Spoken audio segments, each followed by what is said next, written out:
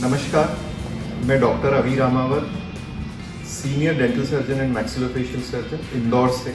American Dental Association ने what constitute a dental emergency इस पर कुछ गाइडलाइन जारी की है और इसमें इन्होंने लिखा है कि this may change as the कोविड-19 pandemic progresses, which is very important. We should take this seriously कि we are also a part, help कर सकते हैं इस पेंडेमिक को चेंज करने में। सो जितने भी नॉन इमरजेंसी ट्रीटमेंट्स हैं उनके लिए आपको अभी जल्दी करने की ज़रूरत नहीं है। जैसे कि आपकी कोई प्लान क्लीनिंग है, एक रूटीन चेकअप है, फर्दर फॉलोअप्स हैं किसी ट्रीटमेंट के, बट आपको किसी प्रकार का कोई पेन नहीं है, तो आपको कहीं भी जाने की ज़रूरत नहीं। अभी कोई ऐसे आपके टीथ निकलना प्लान थे, मत वरी कीजिए, मत जाइए उसे, डू नॉट डू दैट। आपका कोई ऐसा एक्सरे है जिसे आप दिखाना चाहते हैं, आप उसे बहुत ही एक सिंपल है, आप लैपटॉप पर वर्ड डॉक्यूमेंट खोलिए, वहाँ पर एक्सरे को रख कर आप नॉन फ्लैश पे फ़ोटो खींच के अपने डॉक्टर को भेज दीजिए, या फिर जो एक्सरे जहाँ आपने करवाया है वो लोग भी डायरेक्ट डॉक्टर को भेज सकते हैं और डॉक्टर अपना ओपिनियन आपको दे सकता है। And what is relatively urgent dental care, कोई कैविटी है, आपको कैविटी में पेन शुरू हो गया है, yes you inform your doctor. कोई आपने प्रोस्थेसिस पहना है, कोई डेंचर है जो अब आपको एकदम से चुभना शुरू हो गया है। सो यदि कोई टेम्पररी रेमेडी डॉक्टर्स आपको बताते हैं तो आप प्लीज़ जल्दी मत कीजिए, अदरवाइज आपको जाके करवा सकते हैं वहाँ पर।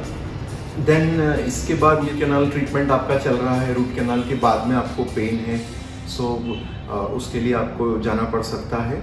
एकदम सडन कोई पेन स्टार्ट हो गया है, आप गिर गए हैं, दांत बाहर गिर गया है, या एक ऐसा कुछ इन्वॉल्वमेंट हुआ है कि आपको इमरजेंसी में पेन, बहुत ज़्यादा पेन आ गया है, थर्ड मोलर पेन है, तो वो आप कर सकते हैं।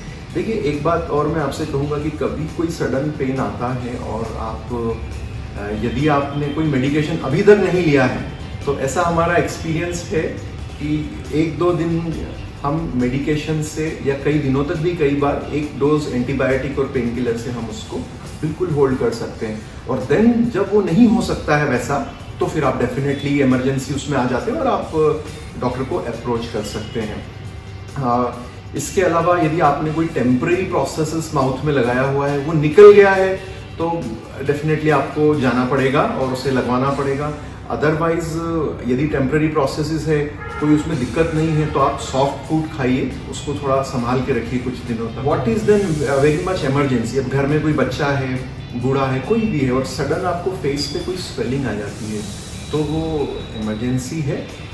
अच्छे से एक फ़ोटो खींचिए, अपने डॉक्टर को इन्फॉर्म कीजिए और फिर वो उनकी सही डायग्नोसिस हो जाती है। सिंपल तरीके से सॉर्ट हो सकता है तो हो सकता है, नहीं तो आपको जाना पड़ेगा। कोई एक्सीडेंट के कारण टीथ में फ्रैक्चर हो गया है, या किसी सॉफ्ट टिश्यू पार्ट से कंटिन्यूसली ब्लीडिंग हो रही है जो प्रेशर देने से भी नहीं हो पा रही है, ऐसे पेशेंट्स जिनको कैंसर के बाद में यदि कुछ डेंचर या उस तरह की चीज़ें वो यूज़ कर रहे हैं और उसमें सडन पेन हो रहा है, या अब खा नहीं सकते क्योंकि आपने कुछ ऐसे अप्लायंसेस माउथ में लगा रखे हैं जो नोज को, साइनस को, ओरल कैविटी से अलग करते हैं, तो डेफिनेटली जब वो लगे होते हैं तभी आप खाना खा सकते हैं, यदि वो नहीं लगे तो आप नहीं खाना खा सकते। जब आप जा रहे हैं, आप खुद भी एक अच्छे पेशेंट की तरह, अवेयर की तरह जाएँ, ज़्यादा लोग साथ में न जाएँ, यदि ज़रूरत नहीं है तो आप अकेले जाएँ।